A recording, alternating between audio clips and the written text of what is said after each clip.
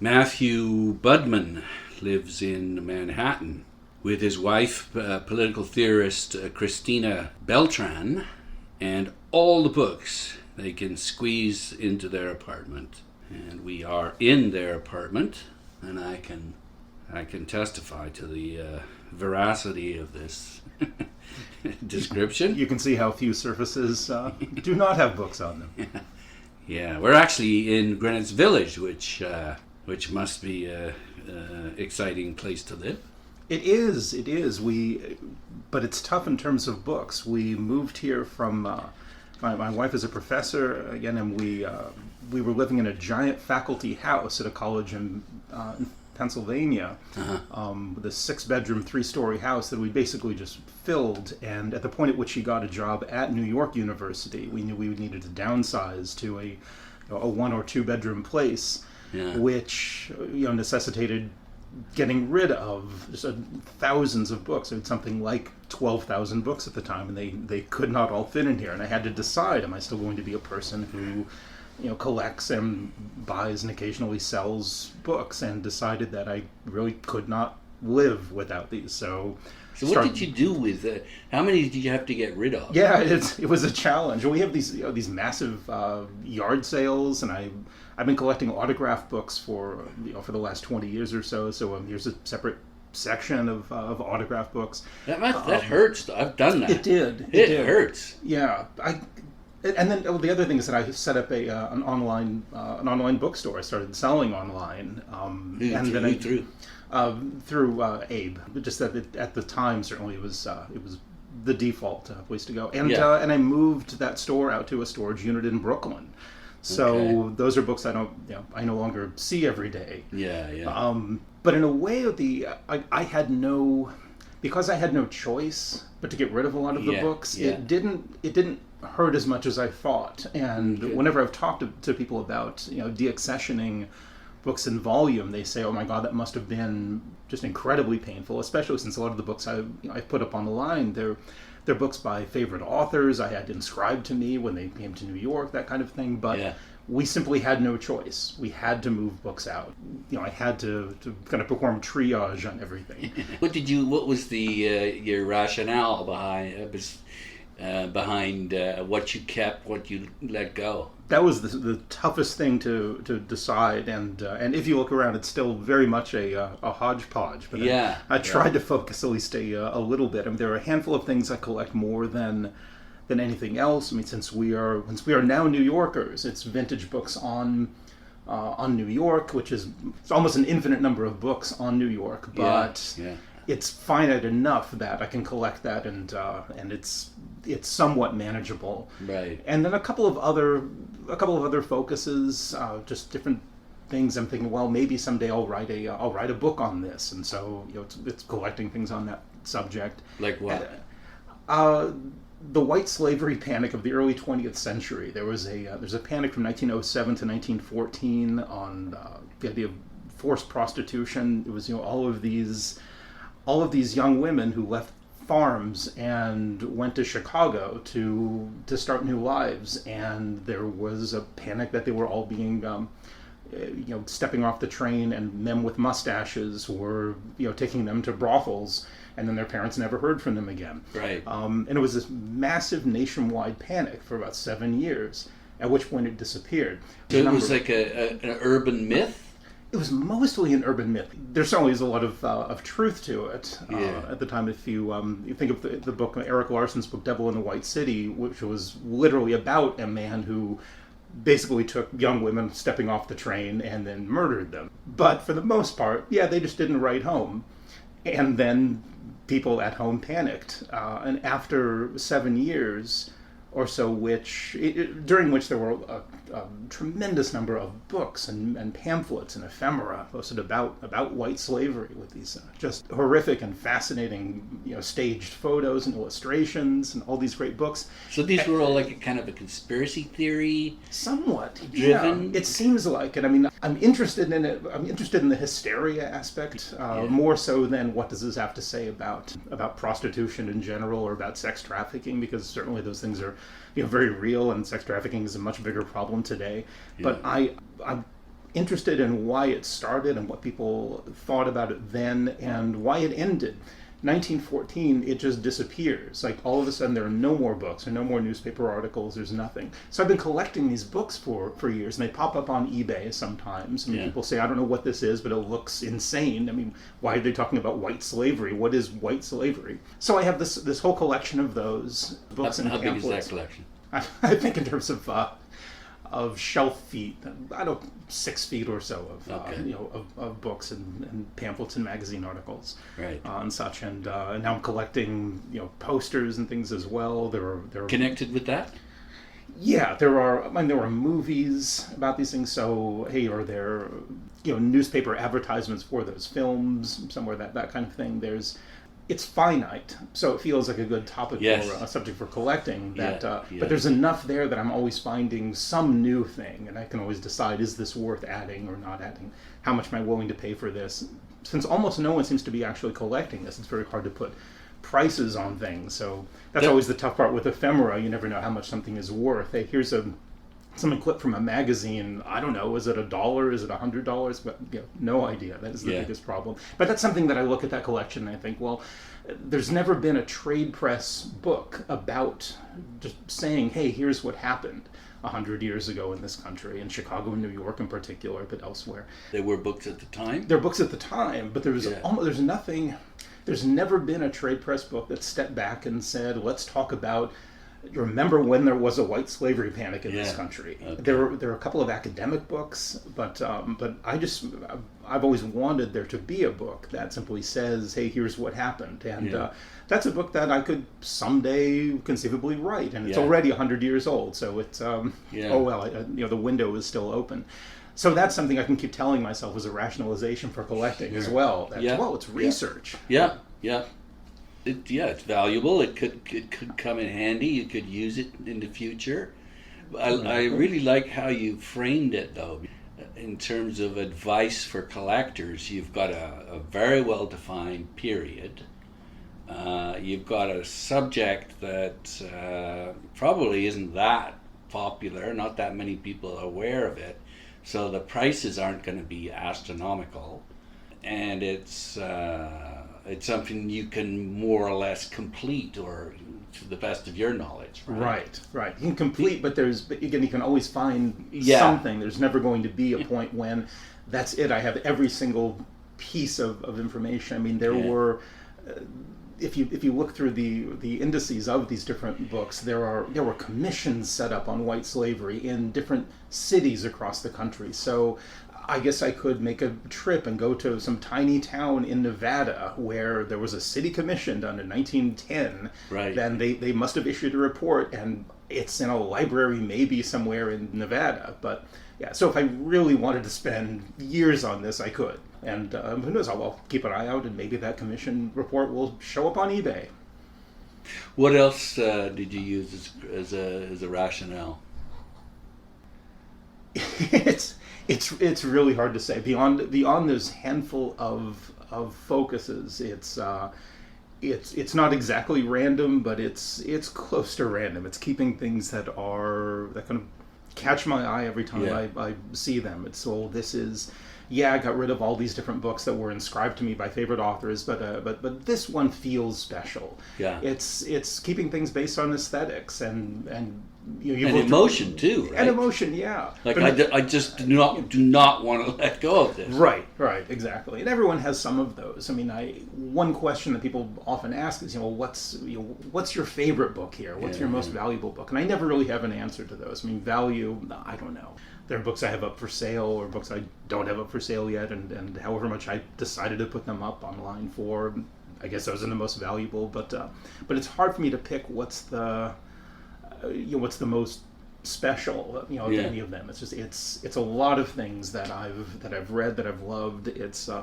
I remember there was a meme going around on social media, I think it was last year, people talking about, name the 5 books or so that are the most significant to you, that influenced your thinking from growing up, and I couldn't narrow it down to 5. I ended up with 20 or so, and of those 20 I realized, well, these are 20 that I have first editions. I have first editions of all of these. Like over the years I've collected the best possible versions of each of these, and a lot of them are signed, and the ones that aren't, I have running searches for. So maybe someday something will show up on on Abe or Biblio, or that and I'll be able to improve things a little bit. But hard to pick other criteria. There's very little here looking around that I wouldn't get rid of if I needed to. I kind of have to have that attitude. Maybe it's a function of having just so many thousands of books, but it's not as though these are children and I have to get rid of them. This is the kind of thing I realize that booksellers and people who run antiquarian shops are almost always collectors themselves. Every time a book comes in and you have to decide, do I keep this or do I sell it? And every time, and of course the things that you buy are often books that catch your eye. They're the things that you found appealing in the first place. So that's a question you undergo me every day. It's interesting. I have a kind of a love-hate relationship with used antiquarian booksellers, in part because I see them as competitors to a collector, because they're scouring the thrift stores and places that I like to find treasures in. But on the other hand, they save you a lot of work, and they're knowledgeable, and if you establish a good relationship with one or two of them, as you've said in your book, it helps you immeasurably. Oh, absolutely. They're necessary. And one thing that I talk about in the book, there's a point at which I talk about book scouts, and I had years, especially living in the suburbs. We don't have them much here in New York. But library book sales. I would spend living when I was in New Jersey and in Pennsylvania, and before that in California. There are library book sales everywhere, and those were amazing places to go. And the idea is you go and you're competing with all these other people. Well, you're competing with booksellers, and they're scouts, because they're in there lining up. Right at the very beginning, they charge in. They take a lot of armful off the shelf before you even get to look at it. As I say, there's love-hate. There's love-hate. So that's exactly the thing. They're like resentful of these people, and that hey, you took that whole armful of books. Like, I was going to go through that, and now if those books ever do show up online, I'm going to have to pay 10 times as much for them, just because you got there first. What I suggest in the book is it's kind of asking people, please don't become just a book scout. Because if you've been to any library book sale now, you've seen these people with scanners.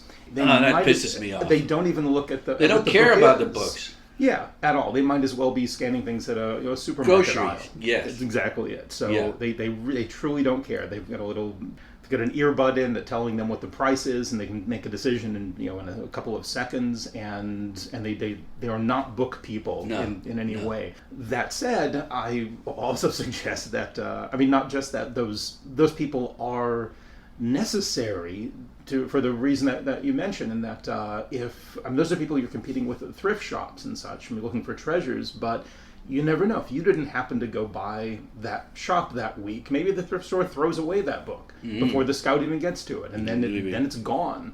But because the scout got there, and now it's out in the world, and now you do have a chance at it. So, but the solution, of course, and you've hit on it earlier, is find something to go after that the book scouts wouldn't go after. Right. That way, you're not looking for the same thing everyone else is. Exactly. That's part of it. And again, the danger is that the books vanish. There's this great push right now, and I'm thinking of like the English store Second Shelf in particular. The great move to kind of resurface and make collectible books that have not traditionally been collected, and Second Shelf focuses on books by women. That's right. And I talk in my book about things, domestic fiction. There's this long period of fiction in the United States and in England from the 1850s, maybe 1920s or so, when a lot of the best-selling books in America and England were by women.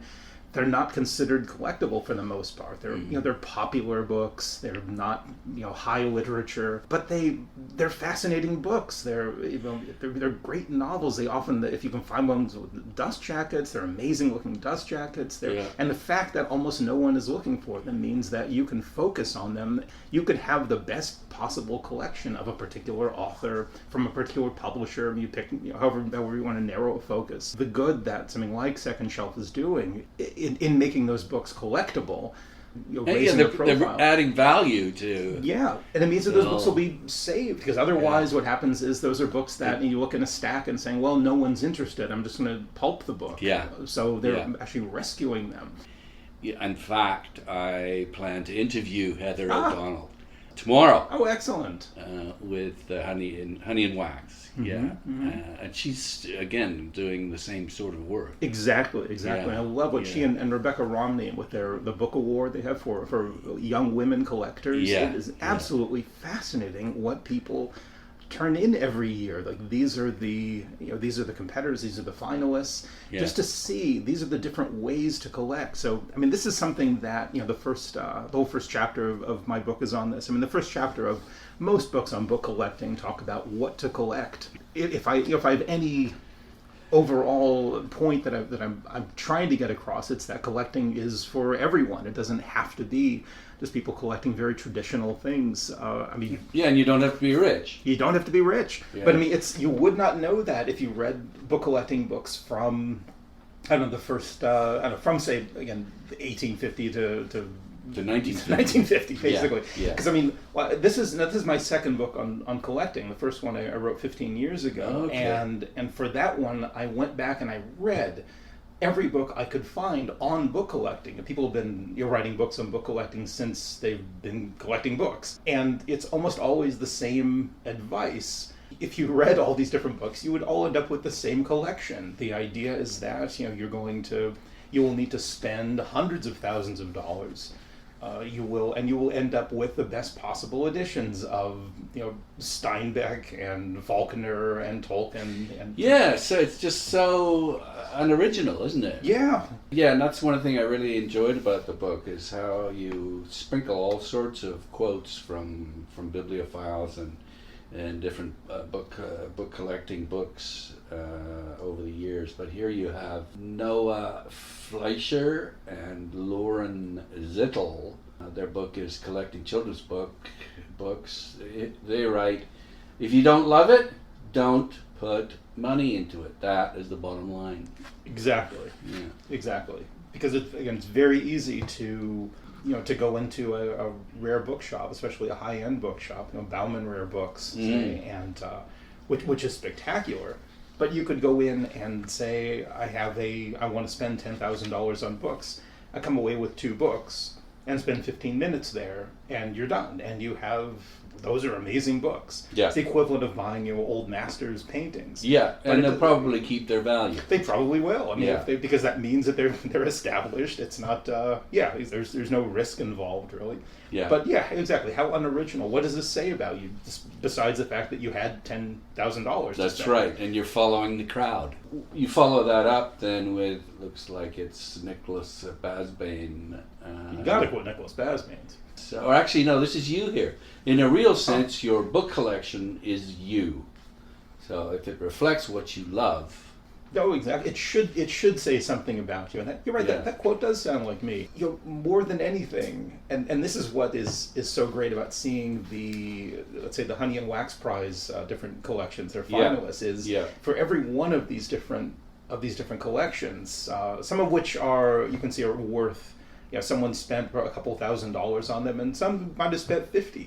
In all of the cases, someone could walk into one of these collectors' apartments and see that shelf and say, that looks intriguing, but why do you have these books? And the collector would say, well, this is what's so interesting about these. Let me tell you what this, and the fact that I'm interested in these, this is what it says about me.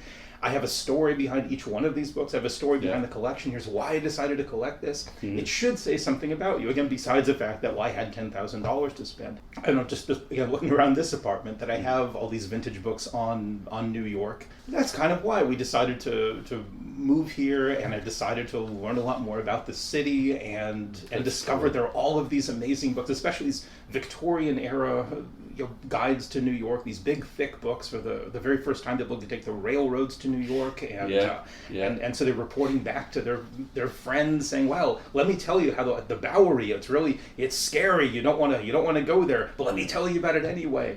And now we live 2 blocks from the Bowery, and that's so that, I suppose it says something about me. And I haven't read every word of the books, but I know what's there. I know the story overall. You must love the Museum of New York then. Yeah, that is a fun museum. And again, here we are. The narrower your focus, the better the chance of having one of the best collections. Here's a tiny subset of my New York collection, which is I started trying to find books just because you look around and see, well, what do I already have? What already speaks to me? What's already on my shelves? Do I already have a collection?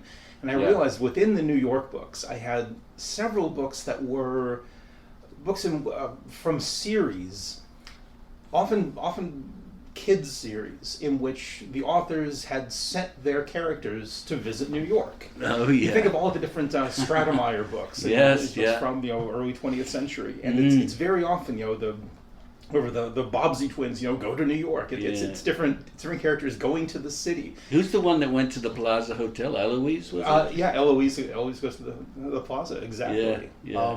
Which for some reason I don't have on that shelf. Oh, there you go. You've got it. I have a copy of the book. Yeah. I met the illustrator a couple of years ago at an event.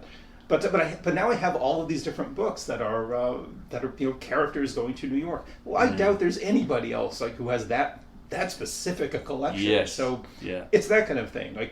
I'm interested. Well, what is it that they saw in the city? What did people find interesting at the time? What is it about New York that they found interesting? So I love the idea of your collection saying something about you, and just the fact that you decided to collect that thing, and simply that if someone comes into your apartment and says, hey, what is that, and you have a story about it. Yeah. And what that says too is that your collection doesn't have to be a room in your house that's climate controlled with barrister bookcases. It can just be one shelf. It's one thing, but this is your collection, and ideally it's a collection that can get better and better. You can upgrade any book that you have from.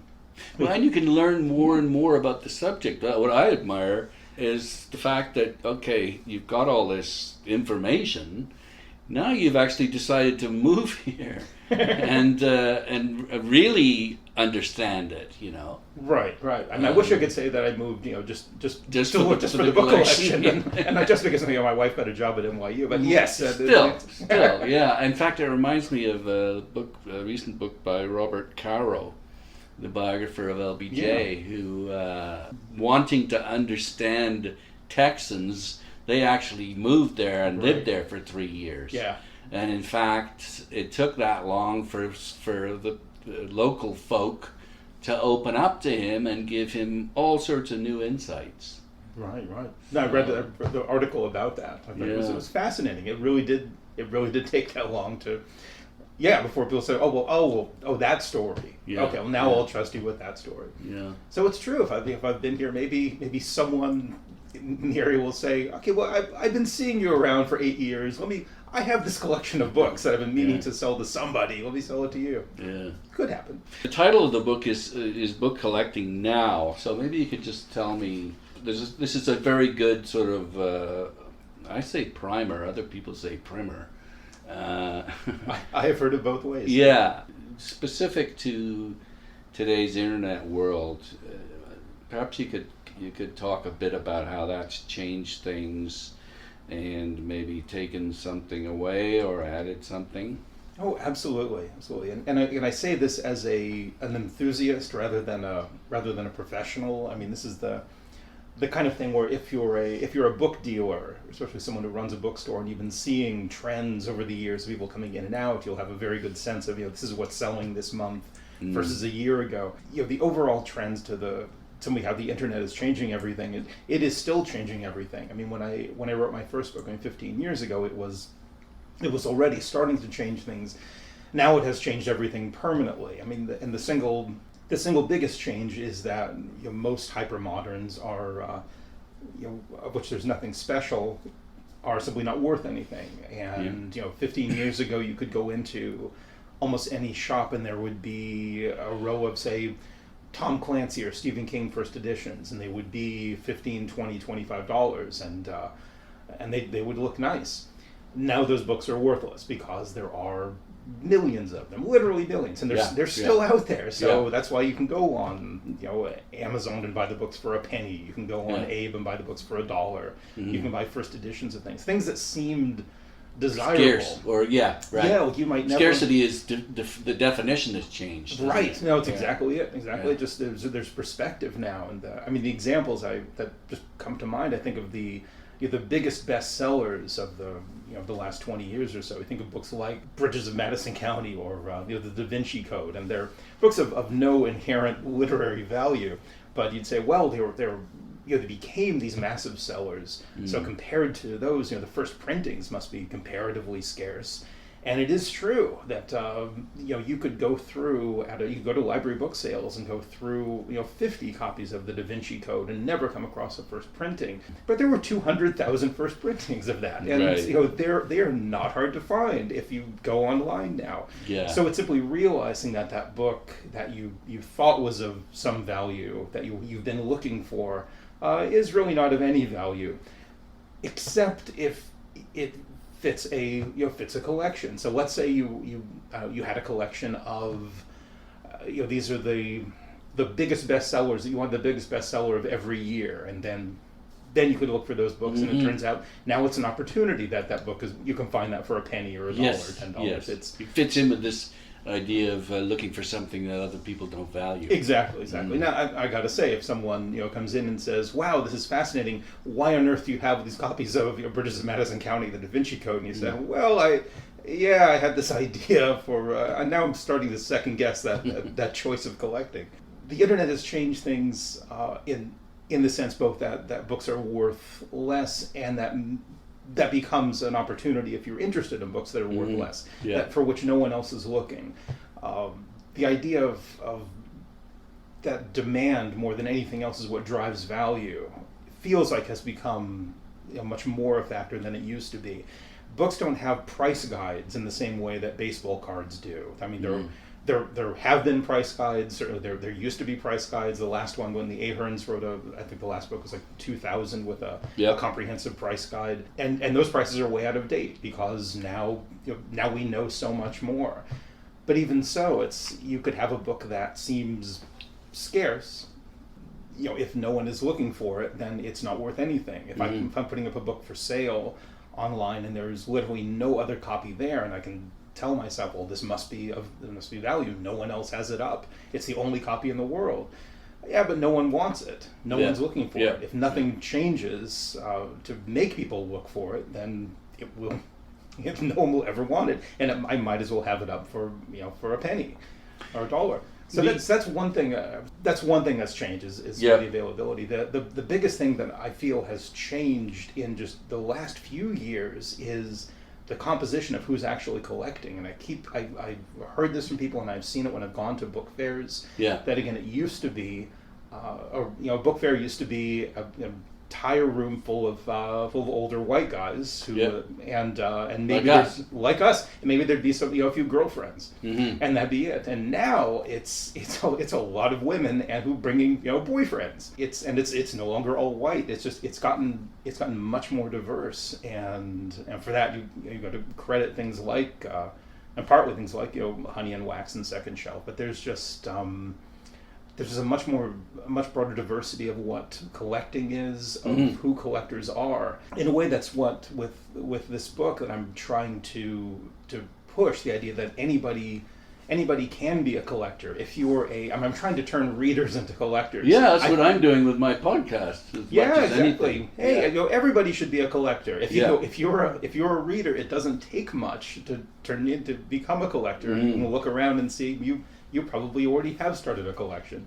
Well, I think you put it something like the moment you buy a book just for the book as opposed to reading it, then you become a collector. Exactly. And the room the room you haven't seen in this little apartment is in the bedroom we have shelves of reading copies, and those are all the paperbacks. Those are all the books that's okay. Those can be read.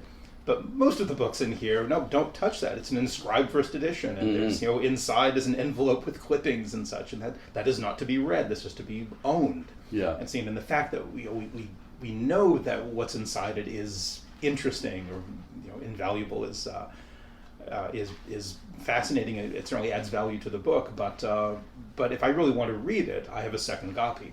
I think the other thing about the internet is now in a way, if you want to pull a collection together, you can do it in a couple of days if you've got the money, as you were referring to earlier. It's like, okay, and even if it's a really esoteric topic, you can find all sorts of stuff that was totally almost impossible to find 30, 40 years ago. That's absolutely true. And of course, if the joy of it is just the hunt, that takes away some of the fun that you discover. You go through, say, a bibliography of a book in a book that you really like, and you discover, hey, here's this really interesting book I didn't know anything about. And I mean, that happens to me pretty regularly. This is a white slavery book I didn't know anything about. Let me do a search for that title, and I'll find 3 copies online, and I'll just buy one. And whereas what used to happen was I would come across that and try to file it away in my mind, and then maybe someday I would run across one, but probably not, because there are only 3 copies available online. I'm not likely to walk into a bookshop that happens to have that book on that shelf. And a lot of the booksellers, of course, don't have open shops anymore. Well, it's been it has been a double-edged sword for booksellers, because it's helped keep the doors open, but I suppose the competition has put people out of business as well. Yeah, the idea of all these bookstores around the world, and it actually came out of Victoria in Canada. Abe Books started right there. But what a neat idea. Of course, no one had it. Well, the technology wasn't there, but the idea was, just put your inventory online with everyone else's. What a trove of... It's amazing for a lot of reasons. It does make it makes it a lot more challenging if you have a shop that is online and you're trying to compete with everybody. It's almost impossible to compete with everyone. And of course, what a lot of us going into those shops are looking for are not just bargains. And I want something that that's a big part of it, though. Yeah, it really I think is. You want to get a really good deal, and that's the thing that the internet has undermined. You're not able to use your own intelligence. You call it an intelligence gap? An ignorance gap. Ignorance gap, yes. Go back to the negative angle. Yeah. It's not, it should be knowledge gap. But the fact that you've got a bunch of knowledge in your head, you can go in and spot the titles that are a really good deal that you can get a bargain off. That's exactly it. So difficult now because everyone's an expert on prices alone. Right. Not necessarily on the content or the different aspects of that particular book. Yeah, you're absolutely right. I mean, if you go into a shop now, it's an unfamiliar shop, but you walk in and you walk past the proprietor who's there, cataloging books on Abe. Well, I'm probably not going to find anything in here that's an amazing bargain because she's already looked up that book. Yeah. So if it's really valuable, then it will be priced accordingly. And this is what's amazing about going to good thrift shops or especially library book sales for me is the ignorance gap, the idea that you want to know more than the seller, and that's what's kind of amazing. So the fun shops, I suppose, are the ones that are studiously not checking prices. We are not online. We are not selling on the internet, and maybe we don't even take credit cards. There are places that don't take credit cards. So then I go in and maybe I actually will find something which I know more. Then I'll look through books. Oh, here, look, this is autographed and they missed it. It's certainly, the internet has changed. It continues to change everything, in these different ways. But we're learning the different ways in which it's changed things. What else in the book is different from any other collecting book? One thing that I really wanted to have as a section that I did not find in other books was about selling. Not just selling to make money, because certainly there have always been books about here's how to make money by selling books, or by selling things in general. My first book on collecting, and there were a ton of books about here's how to make money on eBay, for instance. Here's these newfangled sites. So here's how to make money selling on them. Sell books on Amazon or to sell books on eBay. But I wanted to talk about how to deaccession books to, first of all make room for new books, and to make money to afford new books. The idea that while I counsel people to, please don't get into this just for the money because it's no fun, and you don't want to be one of those guys with a scanner. You don't want to become a book scout. No. On the other hand, if you're at a library book sale and you see a book that's, they're selling for $1, and hey, I think this is a $25 book. Buy it and sell it, and that way you can afford other books. What's the best way to sell it, though? The easiest way, because that's the thing for me. I've got a ton of books. I do have to get rid of many of them.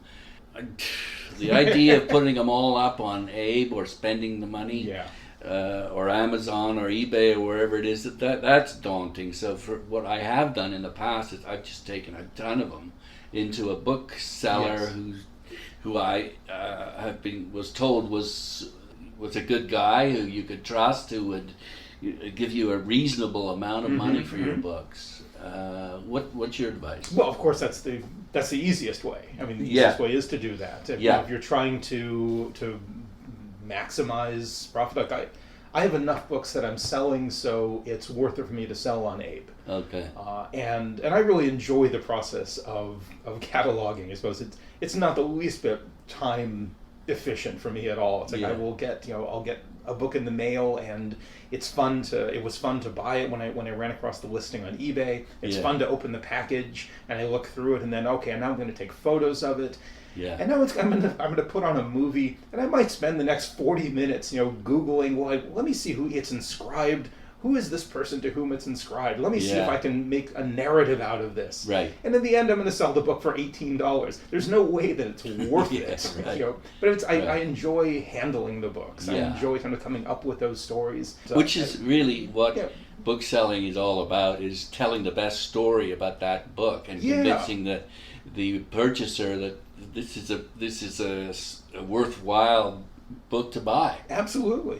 That just, you're kind of showing this is what's more this is what's more valuable. And again, going back to the idea that someone coming into your apartment and saying, what is this book, and you have a story about it. This is why I bought it. This is a story. Look, it's inscribed, and this is the story of the inscription. Before I mentioned Second Shelf in London again.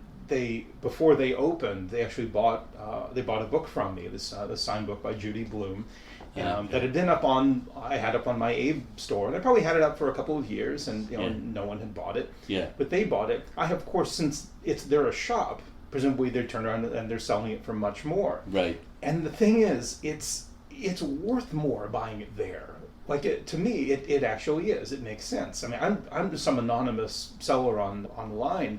They've earned the higher ticket. Yeah, but they have it almost as part of a collection. Here are all books. It's novels by women. Here's a signed book. It's an uncommon book signed. So if they're selling it for 2 or 3 times as much, that's fine. Whoever buys it has a story about it, and that's. So they have, by simply selling it from that shop, I feel they actually have increased the value, not just the perception of value, but it actually is value to that. Yeah. So you asked about what is different about this book. Yes. I tried to come up with here are strategies to deaccession books, because I assume that if you're buying books, you will have to get rid of books. You need a process to get rid of books, and that's something that I just never saw in any other book on collecting.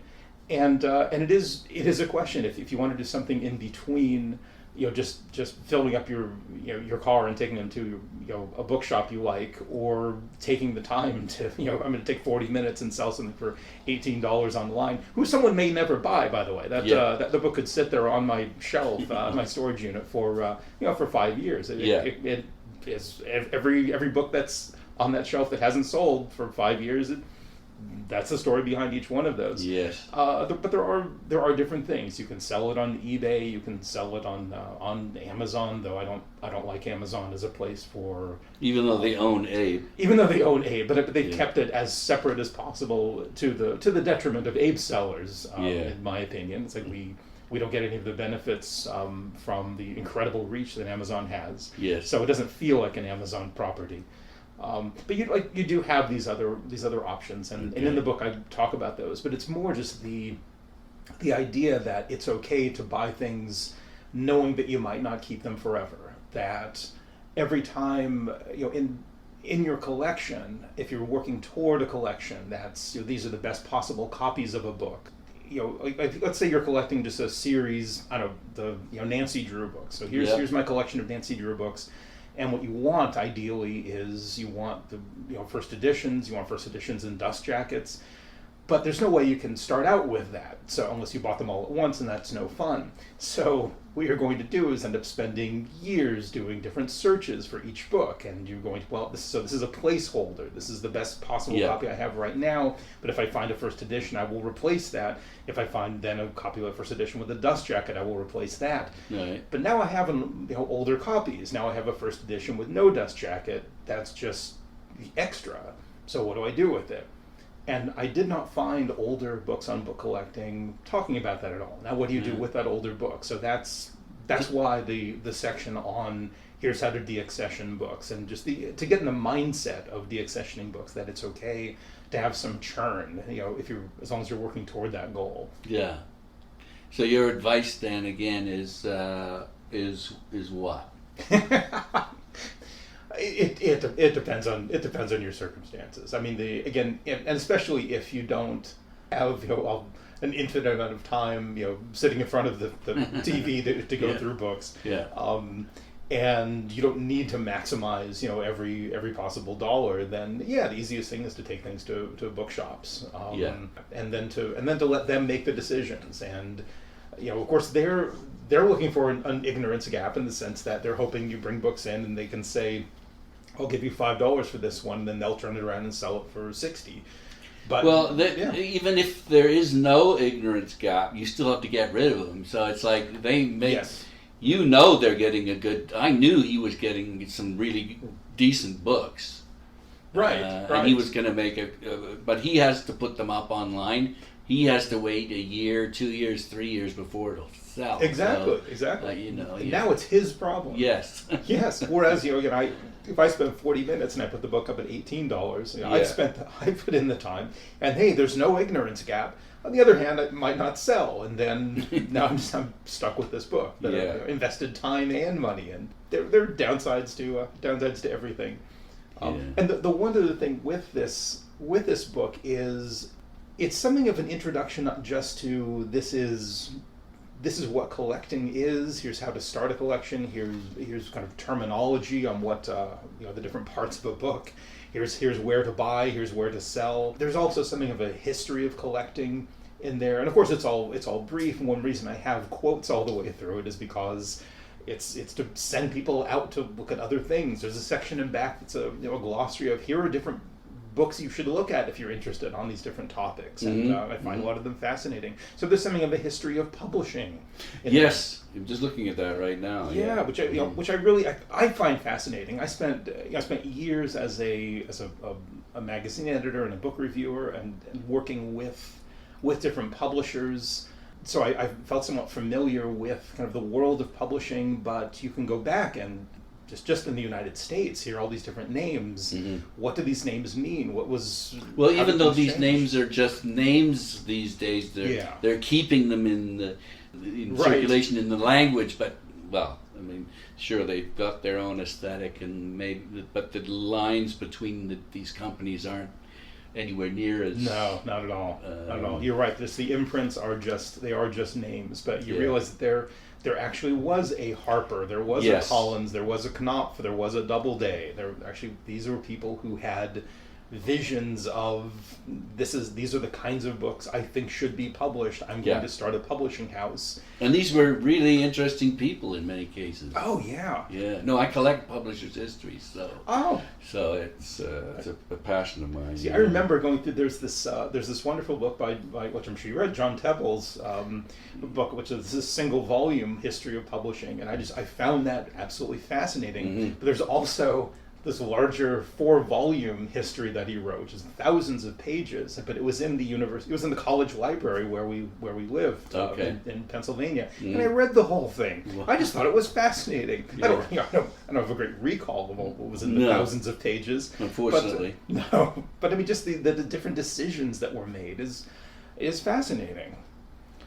So I think those are the kinds of things, if you're collecting, I love the idea of people learning more about the different topics, the different authors. You learn kind of what to look for, and it means that if you are collecting science fiction from the 1970s and you go to a library book sale, and after a while you can just glance over a row of books and just know, oh, okay, those are all book club editions, but there are a couple of those I'm looking for. They're from this publisher. Oh, okay, those I can ignore. But these are really prized. And this one particular publisher had these really interesting books, and you don't actually know that until you've spent time researching, and then like the publishers matter at some point, and you learn how they fit together. Yeah. So it's not simply, this is an author, she published these different books, I'm going to get the best possible copies of those books. It's you can collect in all these different ways, and you end up learning about publishers from collecting whatever your focus ends up being. Just finally, we talk about sort of deaccessioning. I wonder how prevalent it is for libraries these days to purchase or give tax credits to people who have collections that they would like to donate. Is it like 2% of the total that actually approach libraries that they accept? Or I guess it would depend upon if the collectors put together a package that, as you say, tells a story about the collection. Right. I certainly don't have numbers. That's the the dream of any collector who needs to get rid of a collection for whatever reason, is you have to keep it all together. It must be a coherent collection, which is often not what libraries want, right? They've got most of them. They want to cherry pick. Right. So unless you're Philip Roth, and here's the collection of these are the books that influenced my work. That's right. But and they're all signed by the exactly, all inscribed to Philip Roth, that kind of thing, and they can go straight to the rare book collection. But most of the time it's here's 2,000 books, and they're just my books, but I want them all kept together. And if I were a library, I wouldn't know what to do with those. I'm not really talking about that. I'm talking about your New York collection. Oh, that, For example. Right. How could you convince a library to take that? I don't know. Did my wife put you up to this? So you would try to clear space by selling the New York books? I did bump into her at the entrance, but she didn't tell me that. Please tell him. Plant this idea. We need more space. Yeah, I don't know if I have an answer to that at all. I mean, what are you going to put together a catalog, for example, ever? That has honestly never crossed my mind. I don't know what happens to all these at the point at which we ever have to to leave. We don't have kids, so no one is going to get stuck with having to deal with these. Yeah. But or no child will. Somebody will. Yeah. But I don't know who that will be. I don't know. The thing about the New York books is none of them is so rare by itself that this is prized. Nothing is worth more than probably a couple $1,000s. I don't even think it's all that coherent as a collection. There are thousands of books published on New York, and there are new books, multiple books every year. I mean, I think it's far more than any American city, and probably more than any city. Yeah, it's people have been writing about New York forever. My New York books are largely based on aesthetics. But what about the deaccessioning question? What about that? What are you going to do with them? If I were trying to get rid of them all at once, I've got no answer to that at all. I really don't. I don't know even which platform I would try to sell them on. I mean, it's no good selling them on something like Abe. Not as a collection. No, certainly not as a collection. And it's daunting to think of breaking it up and trying to sell them one at a time. Yeah, I think at the point at which I have to get rid of of all of those books. At that point, I'm giving up, and I'm taking them to a bookstore and just assuming that I will lose money on all these, but I wasn't in this for the money in the first place. I love looking at the books, and that's the thing. It's getting to, and that's the point of having them, right? Is not that I'm keeping these for future generations, or it's. In this particular case, it's not even, this is a coherent collection. It tells a story for the most part. It's simply, these are books that say something about, what find interesting and where we live, and they're books that I just like seeing.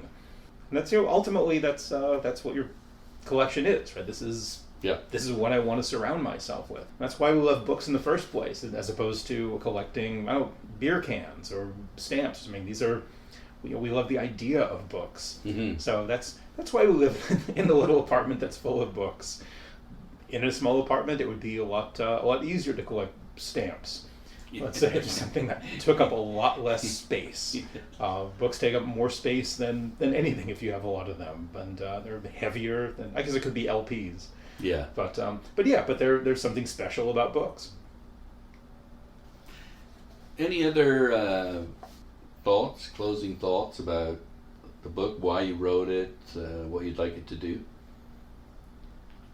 So I can tell you why I wrote the first book on collecting, which was that I'd been accumulating books for many years, and I always thought there should be a book about collecting aimed at novices, because none of them seemed to be aimed at novices. They were all aimed at, again, that guy who was going to spend $250,000 for books for his climate-controlled room in his library. And I wanted there to be a book for a collector like me, who was just a bibliophile. I mean, I love being around books. I don't really know where to start. How do I turn this accumulation of books into a collection? And there was at the time, as in the early 2000s, there was nothing.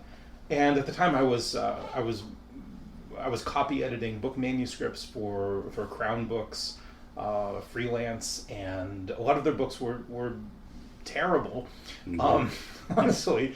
And one of the editors, took me out to lunch to apologize, and he said, "Oh, a lot of these books I know they're terrible books. Are there any books the kinds of books you think we should be doing that we're not?" And I said, "You know what I've always thought we should have is a book on book collecting." He said, "Well, do you want to write one?"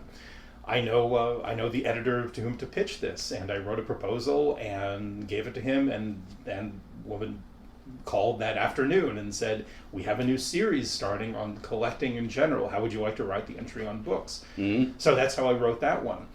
And it went out of, it was for a Random House affiliate, or an imprint, and they took it out of print after about 4 years.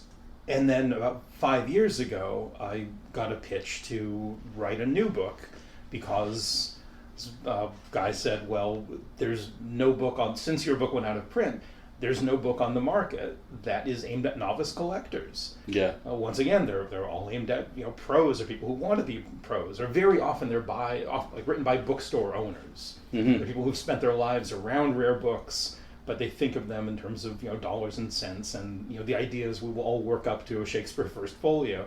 And so this guy commissioned this book, and this one here we're talking about. The new one, yeah. Now this is Chatwin Books out of Seattle. It ended up being published by Chatwin.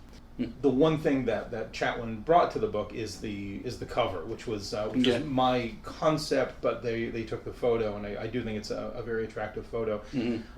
Unlike my wife and all of our academic friends, I'm not up for tenure. I don't need to. I don't need to just. You don't perish if you don't publish. Exactly. Yeah. So this is for fun. I wanted to see the book published. For sure. I want people who. I want people to know about it, but I'm not going to do a speaking tour to sell it.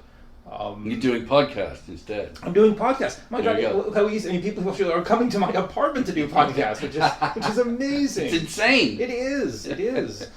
Yeah, because you can see, I can talk for hours about books. I'm very much an enthusiast. Well, me too, and thank you for talking for this past hour with me about book collecting.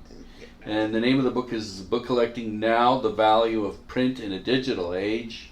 The author is Matthew Budman. Thanks again. Thank you, Nigel. This has been great.